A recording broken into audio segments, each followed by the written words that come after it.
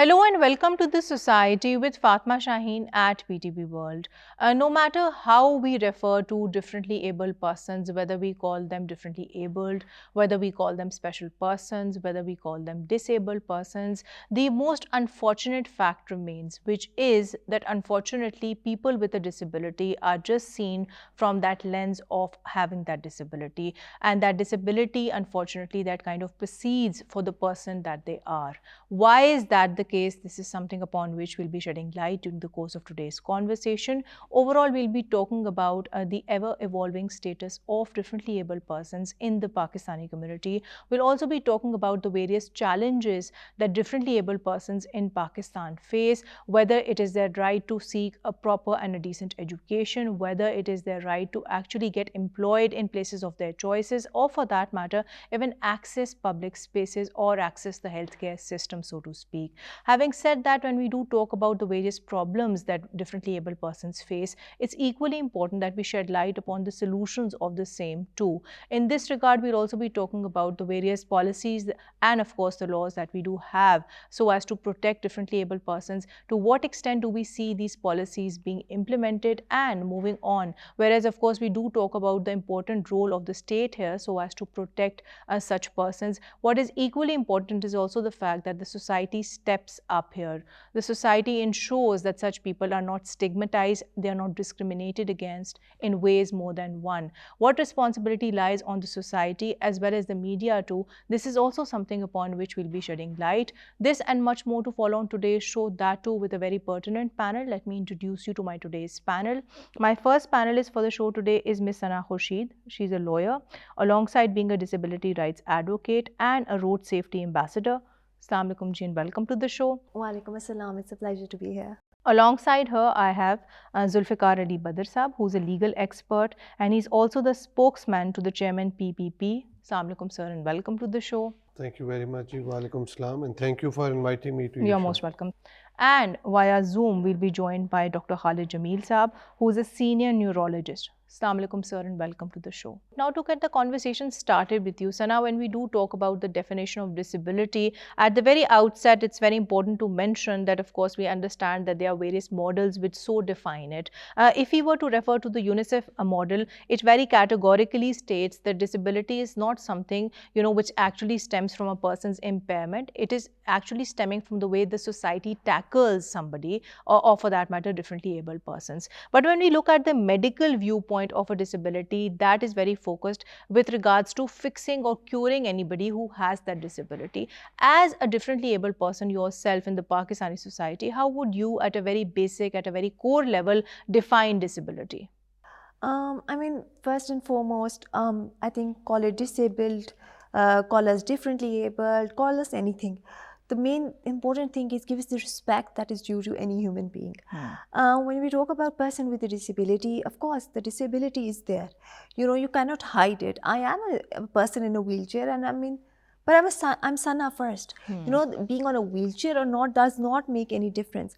So what we need to do is we need to, as a society, collectively and individually as well, we need to start recognizing people for who they are, right, and not for their color of the skin, their caste, or for any impairment or disability that they have. I think disability should not define them. Of course not. It does not define me. If anything else, I think it's sort of, I mean, for me personally, I feel my disability has made me into a better human being. Right. It has given me the strength. It has made me realize that what kind of strength and what I kind of, strong stuff I'm made of, which I would not have known otherwise. Another way to look at it is also the fact that we can possibly also consider a person with a disability to be a person who is differently abled. And that is something that we see emerging world over, not only in Pakistan. We see so many accomplished, we see so many empowered people like yourself coming forward so as to change that typical notion that we once had. Because I was given a chance to be Sana Khurshid, and I proved that being on a wheelchair did not make any difference to me. So for a person with a disability, they need to own their disability first, and I strongly believe the way you view yourself sets the tone for how the world perceives you. Of course. Once I accepted myself for who I was, and I was like, okay, Sana, you are the same Sana. in a wheelchair or not. So, you know, you need to move forward from that. And that is when the world started accepting me for who I was. And, you know, I say this a lot that, I mean, we can expect the society, the state to facilitate us. But the first, you know, the freedom and the strength to fight these and overcome these barriers, That comes from within. From within. Once you That's so own rightly your said. disability, then, you know, the half of the battle is solved. On which I'll come to you, sir. It's also very important that we do talk about the very evolving status of differently abled persons as it does stand in the Pakistani society. Now, there was a time where we typically saw that people with different abilities, they were stereotyped, perhaps they were stigmatized, and then we did see that over time, more particularly, and I'm talking about the international jurisdictions here too, that, you know, in the 20th century, we saw this disability rights movement that took a lot of momentum. So, from historically speaking to what it is now, how do you see the status of differently abled persons evolving in the Pakistani society, that too for the better? Bismillah ar-Rahman ar-Rahim. Thank you very much. First of all, I would like to compliment to the lady who is a resilient person, you know, who took out as a positive energy to face the world for being who she is. Indeed. And I think we should have these kind of mindset. We have to focus to build and educate our society and nation to come up with a mindset that we accept people with non-judgments. That's so true. So this is very important, and you know, that's the reason I wanted to compliment her first. If we look at the mindset of the society going back after like a decade or couple of decades back, it was a different mindset. People were not able to accept, and it was a you know, very hard truth to face the people in the society who had some kind of special, you know, special That's very people, right. And this people is with something, sir, disabilities. which came from the families too, not just the society. And you know, even in the families, if there is any person who has some kind of have special people in their family, they used to hide it to rest of the people and to the society that we are not going to tell that we have a special person in our society, either it's a baby or it's an elderly person. So they had a different room and they used to hide it to the people. So that was the mindset of the society, because society was not actually accepting the way people were. Because of which there wasn't proper disclosure. Exactly. So with the passage of time now, I see now there is accessibility to going to the public forums, to the public places. And in Pakistan, I think people have started accepting the way that things are for the special people. So they are transforming. The speed is slow. The way the momentum should be, and they would have worked on an extraordinary, taken extraordinary measures to provide the facilitation to the special people, which is not the criteria right now. Right. But I think people are transforming. That's they very have true. started accepting. And for that, sir, credit must go to people like her who are actually setting example. They are leading by way of example. You see, that's the way, that's the reason I said I want to compliment being a resilient person, because she wanted to give the identity the way she is. Right. So people start accepting, and they should be non-judgmental. Maybe people are judgmental, but you have to tell people, you have to become resilient and give message to the people in the society that this is the way we are and you should accept You us should accept us for who we for are. who we Exactly. are. You know, Right, this sir. is very important. That's very And right. even in Pakistan, if we make a little comparison, I was abroad at some of the family friends' houses. They had special children in their house.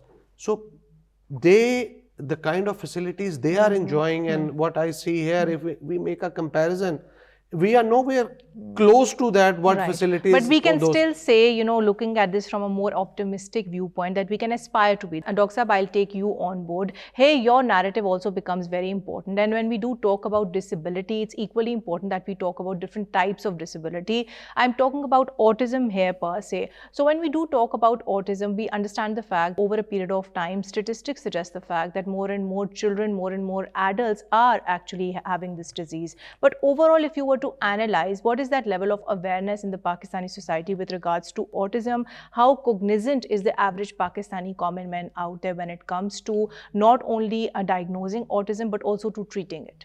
Well, autism is very well acknowledged in Pakistan. I think for the last about 15, 20 years, and particularly I started a Department of Rehabilitation Medicine at Mayo Hospital. A large number of patients with autism were diagnosed, and they are being still diagnosed. And perhaps that is the reason that by now we have plenty of centers, although still they are fewer as compared to our requirement. So I think now it is well recognized and it's being taught to the medical students and in other areas like special education, occupational therapy, and behavioral therapy. Right, sir. But moving on, another question which then also arises is the fact that when we do talk about autism, what are those typical signs and symptoms that parents do need to look out for so as to early detect this disease and, of course, by that virtue, to timely treat their children as well? Well, to acknowledge and to understand and to diagnose autism, you need to have something in your mind. Uh, by understanding the name autism, auto comes from the word like self, and patients with autism or autistic patients, they live in themselves. They do not mix up with the social life outside. Their eye coordination or eye contact is not very good. They are sometimes hyper and they do repetitive movements. They are meaningless language and meaningful movements or signs. That makes them a bit different, and perhaps that is the reason that since they are lost in their own activities or in their own selves, when they are called, like if you ask them or you take their attention, it appears they are not giving you attention. This misleads the parents, and they think that their hearing is not good. So nothing is wrong with the hearing of such patients. The only problem is they live within themselves and they are cut off in a way from the society. They are not social. They do activities or movements which are not very meaningful. But it depends on whether the group is in the milder range, in the moderate, or in the severe. And accordingly, one can determine how bad is the disease. So basically, it all depends on how severe the disease is, and that in itself dictates what the symptoms and signs would be accordingly. On which I'll come to you, Sana. I think Sir has raised some very important points on which I would want you to deliberate further, but more so in the general context of disability. So when we do talk about a differently abled person's access to the healthcare system of Pakistan, considering that you've lived here all your life and then in between you also went to the UK to get your treatments abroad, how do you compare and contrast the access that any person has to the healthcare system to what it is in Pakistan as opposed to what it is in the Western jurisdictions? The discrimination a disabled person feels, it starts at every level. From the nurse, the ward boy, down to the highest level consultant, they lack empathy and sensitivity. I mean, my parents are doctors, my whole family is doctors, so I was considered like a very VIP patient. Still, there was a lot of things which I wished would not have happened, because in between I had a lot of surgeries and I lost my voice in one of them. So I had no ways to communicate. So the kind of frustration that I felt to if I wanted to communicate a single thing, and the lack of empathy and the lack of sensitivity I witnessed over there, I thought that was okay, it was normal. And you start believing when something like this happens, you start believing that, oh, I think you're yourself at fault. I felt you like kind of start normalizing exactly. it, I felt that it. I was the guilty party since I could not talk, I could not move my hands, I could not tell them. So their frustration was justified. It was not until I went abroad and the level of kindness and the empathy and the sympathy that they showed me, it just, I was sympathy amazed. Or empathy, because you see Both. Again there's a very very big sympathy difference not all both. the time, because Right. you don't need that, but sometimes you do, maybe. It's a complicated road. So that just opened my eyes, the kind of attitude, the kind of person that I was made to feel over there. I mean, they didn't treat me any differently. They didn't make me feel that, what I was asking for or what I wanted was like, something like a favor. It just happened automatically. I was made to feel a human being. It will approach you with an all-inclusive approach, and that is how it should be, ideally. I was treated as a human being over there. I was not a patient. See, they showed me my options. They showed me that, it's okay. The accident happened. You have a spinal injury, but does not matter. You are going to live a life. You're a human. You're normal. Normal. I don't like that word being used, but that's what they made me feel. Right. But in Pakistan, it was not like that. For the longest time, I am sometimes still referred to as a patient. Right, Sana. On which I'll come to you, sir. Here, your narrative becomes equally important when we do talk about the stark differences which do exist between both the healthcare systems and, of course, an average person's access to the same. What are the biggest differences that you see in Pakistan's access to the healthcare system that a differently able person has to what, the same person has abroad? In my personal opinion, she hails from the doctor family, and she used the word that I was a VIP person to be treated for the healthcare facilities. Right. If you go anywhere abroad, in those countries, every person who is a special person is known to be has been given that facility to be a VIP person. Right. That you have a status, either you are in government or in some kind of position, you are not that VIP. VIP person is that who is a special person. That because I have seen it from my own personal experience, that they have been given a badge to park the car anywhere they want to. They have that badge and facility to use the extraordinary paths and where nobody is allowed to go. So, these are the special facilities that these persons have been given that facility to be felt like a VIP person. Right. In Pakistan, what is the problem? In our healthcare system, in our hospitals, in our if we talk about the staff training, we lack that mindset. Right. We lack that educating the staff. The lack of training, the lack of development, the lack of mindset, So even the lack simple of things. education, That's very right. So we lack each and everything, and nobody is even thinking about either from we have made the policy, the paper, policy on the paper, but there is no implementation of the same, sir. Because the thing is, it's not about that the hospitals have to take advantage.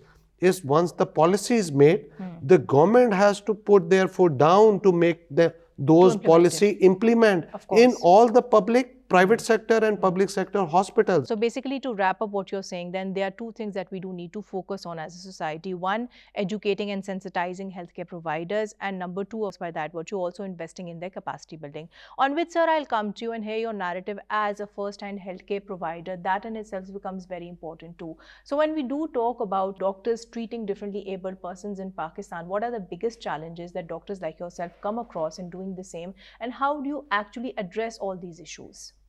Well, there is a full range of modalities which can be used to treat such patients. Particularly, I think because it's not a one-man job, it's a teamwork. And the team considers of a doctor, a language therapist, a physiotherapist, an occupational therapist, and a special educationist. So they all together, they design a plan. And I personally believe that for patients who are in the milder group, they don't need any pharmacological treatment. They only need therapies, and that's being done in the West, most of it. But in my opinion, again, I sometimes, if the patient is very agitative, if the patient is very active or hyperactive, then I use some medications. But then again, after discussing it with the patient. Right, sir. On which I'll come to you, Sana, moving forward from the healthcare aspect.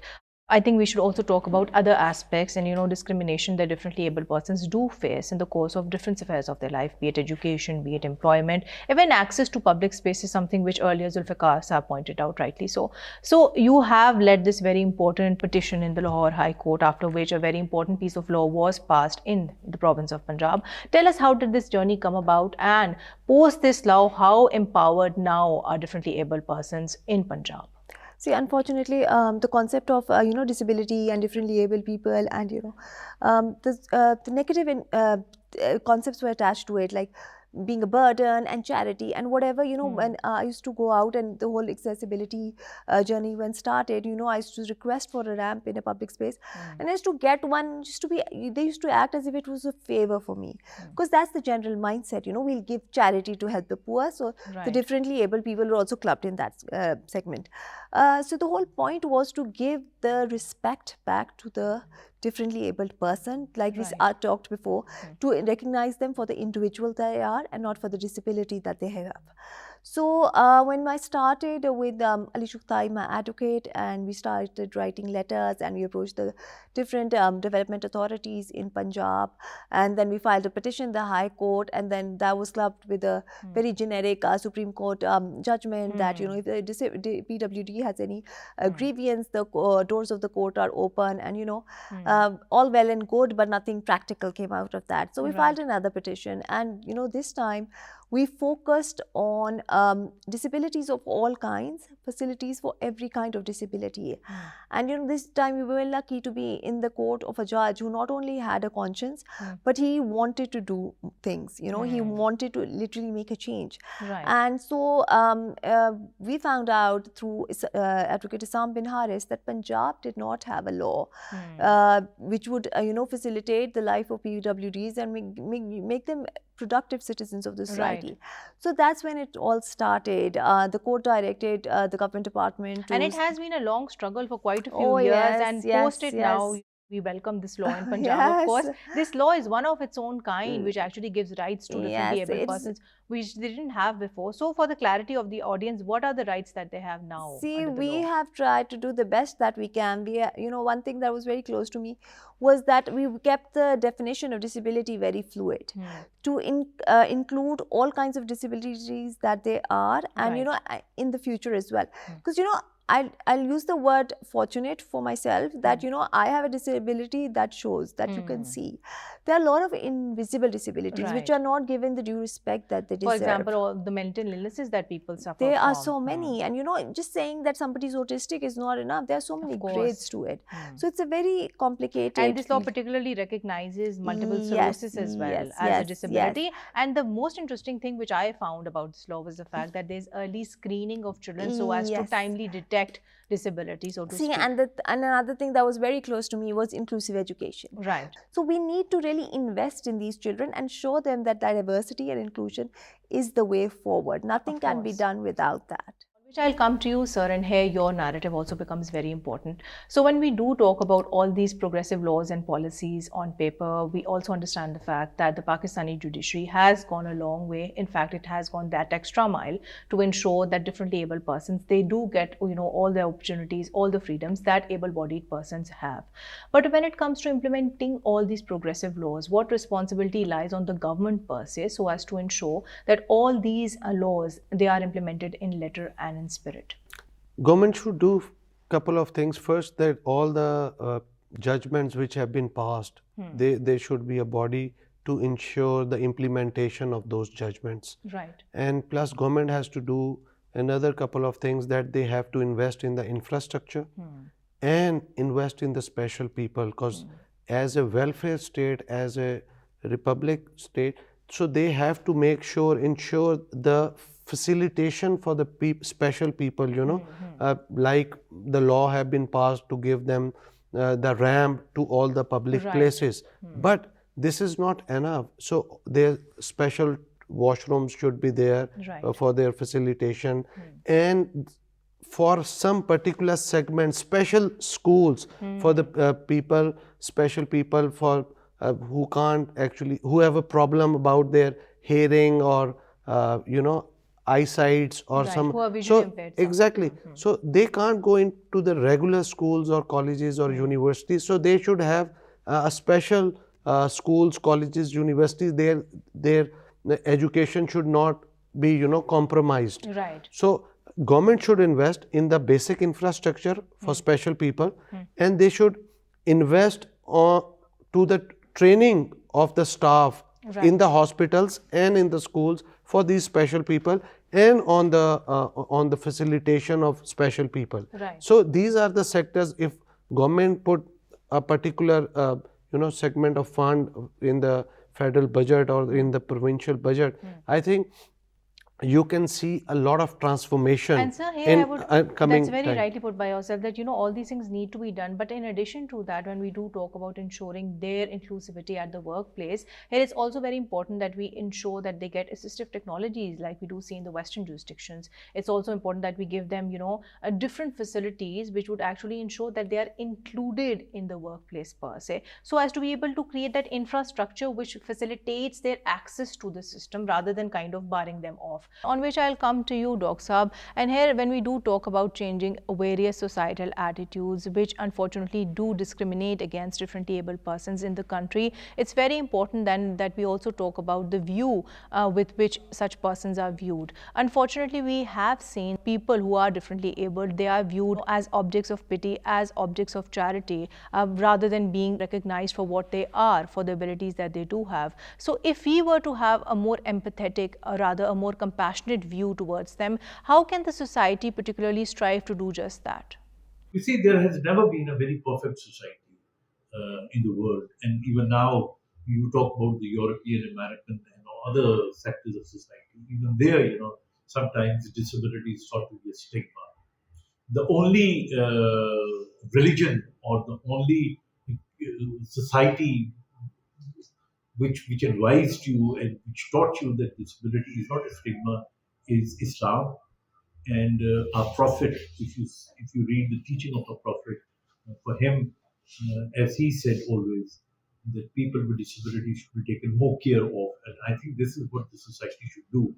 It is not a stigma, and the society should be aware of. This can happen to anybody. Any kind of a disability can happen to anybody at any time. So I think we should look at people with disabilities with apathy rather than with sympathy. Right, sir, your point is noted. On which, Sana, I'll come to you. Here, we must talk about the different kind of attitudes that differently able persons, they come across from their own family members. Now, a lot of times we see that family members, in the course of being protective towards differently able persons, they protect them so much that at the end of the day, this kind of negatively impacts their potential to grow. So how do you feel can family members strike that balance, that at one end, they provide them with that protection that they of course do need, because they might be vulnerable in some way or the other, but they do it in a manner which doesn't, kind of impact their personal or, for that matter, professional growth? See, because the concept of disability is viewed in such a negative light in our society.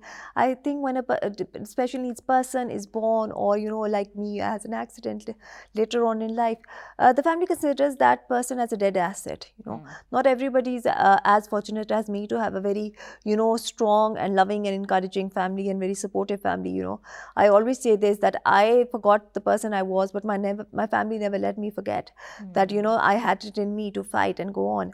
So not everybody is lucky as that. So with this new law in place, I'll just refer to that as well, because we've tried to not only protect persons with disabilities but empower them, Right. to make their families realize that they are valuable assets of the society, to make the the state realize that they are valuable assets of the society. All this from education to healthcare, and we've put something very important, that employment quota for PWDs. It's not a maximum cap, it's a minimum. And then we've offered not only penalties but incentives for companies, private Right. and private, public and private companies, to who employ PWDs in their Which is very workforce. important, because we have had such stark cases of discrimination where people have Exactly. been discriminated against Definitely. on the basis of their disability and refused employment. I'll just add one thing over here. Recently, I was employed as a road safety ambassador for a very well-known OMC, and I was proud to be associated with an organization. They are the first organization in Pakistan that employed differently abled people and women at their service stations. Which is wonderful. It is wonderful, and it is, it can serve as a very good role model for other organizations to follow suit, because that's how it starts. A change starts from one I step. think One end, same right, model sir. should be implemented in private sector as well, Exactly. across the board.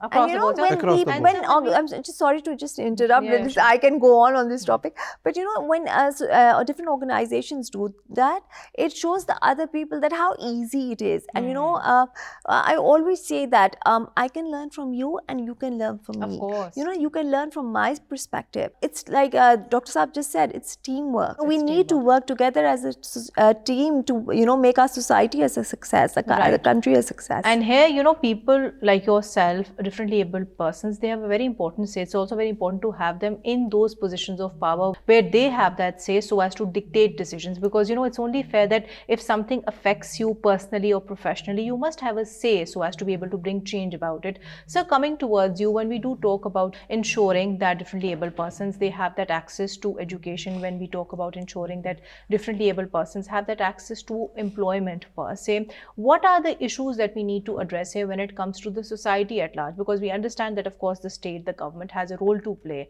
and that you have comprehensively explained. But the responsibility should also come on the society too, because a lot of times we see that the workplace culture, the organization culture, that in itself is not at all inclusive. You see, culture is very important in organization and in government and in private sector. The society itself, it's not only about the responsibility of the government that they make the policy and they give the quota to the special people that this percentage we are going to be fixed for the special people and we are going to give them the jobs. But other than that, the policy should be, and the implementation of that policy should be across the board in the private sector, and the society should be responsible enough.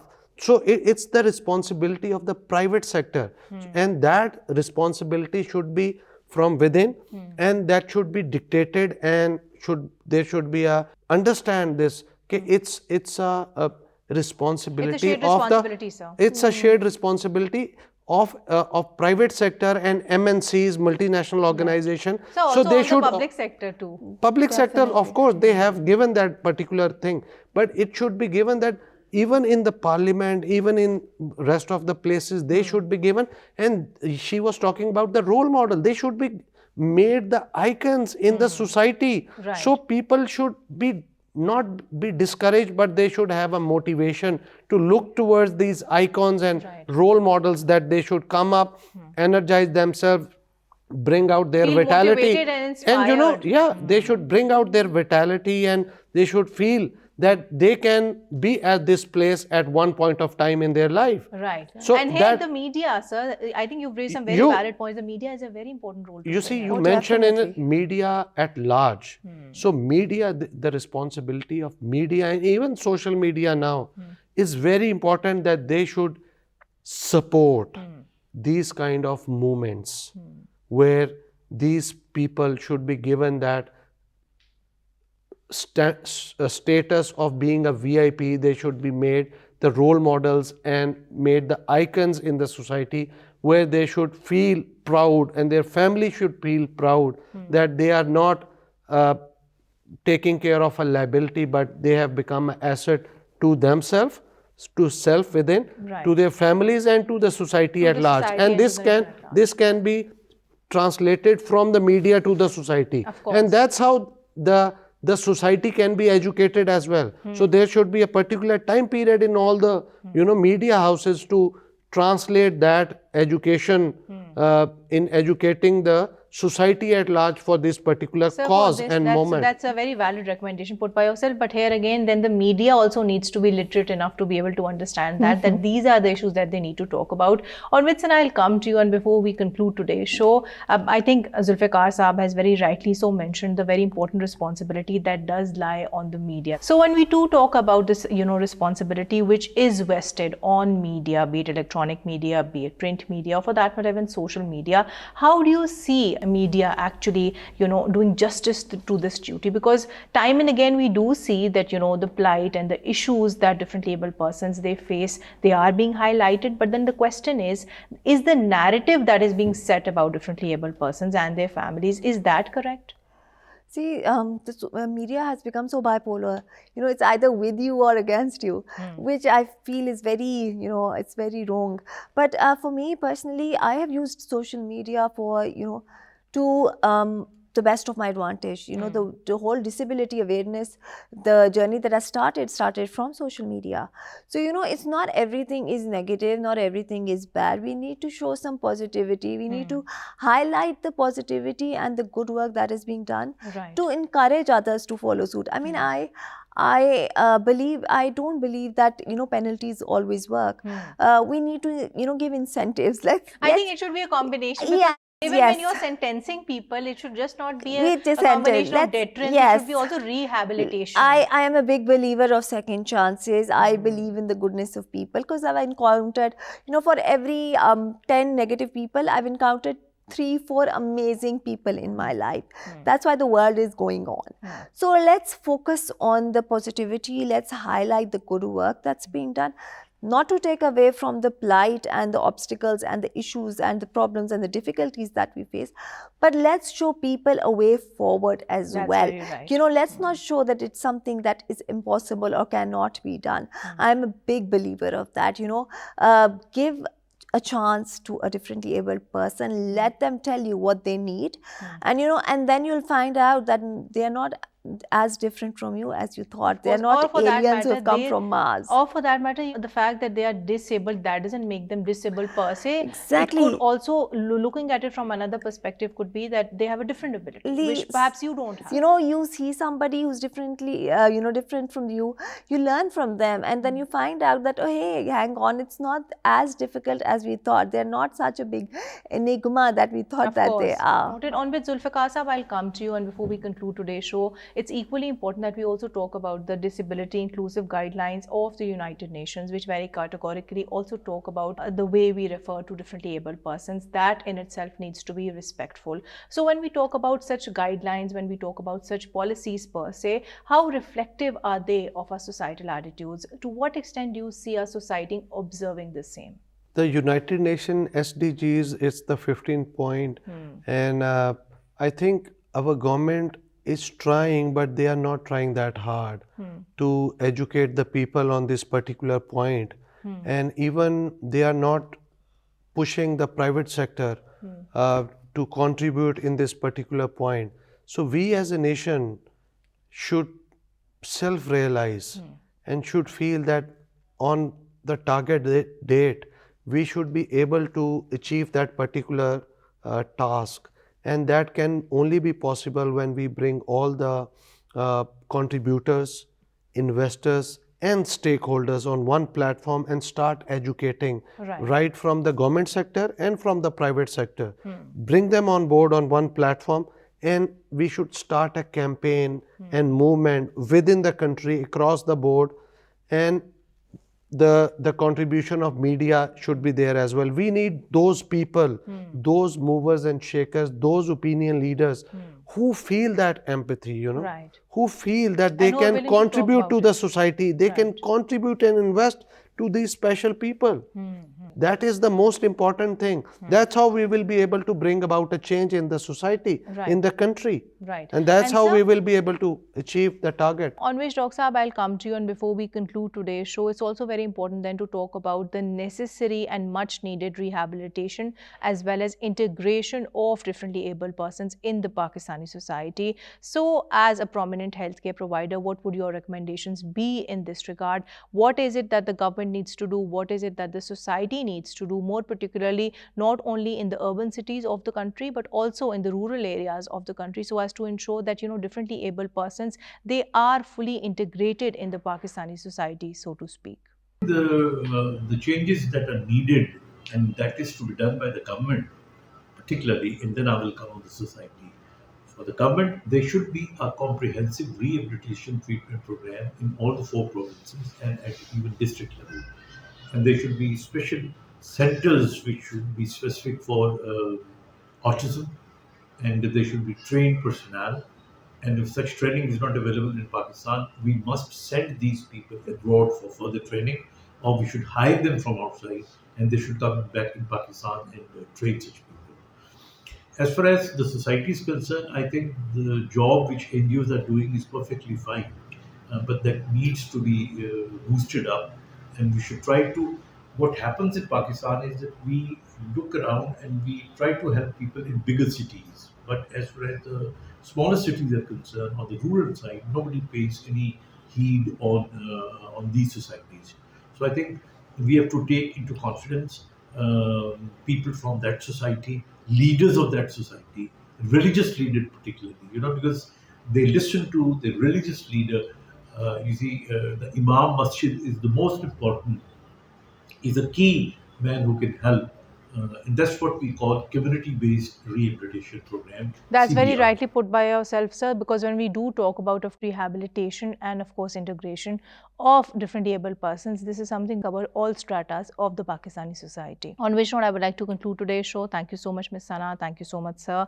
And thank you so much, Doxa, for choosing to be a part of today's conversation. Well, to conclude today's show, we generally spoke about the ever-evolving status of differently able persons in Pakistan. In this regard, we spoke about the various laws and of course the policies which have been promulgated so as to protect them, so as to ensure them their rights as per the constitution of the country. In order to ensure that we implement all these laws and policies per se, what is very important is to understand this very basic fact that the society needs to take them for who they are. We need to understand this very simple fact that just because somebody has a disability, that doesn't in itself mean that they are disabled. It could also mean that they have a different ability. On that note, signing off for today. Until next time, take care and Allah Hafiz.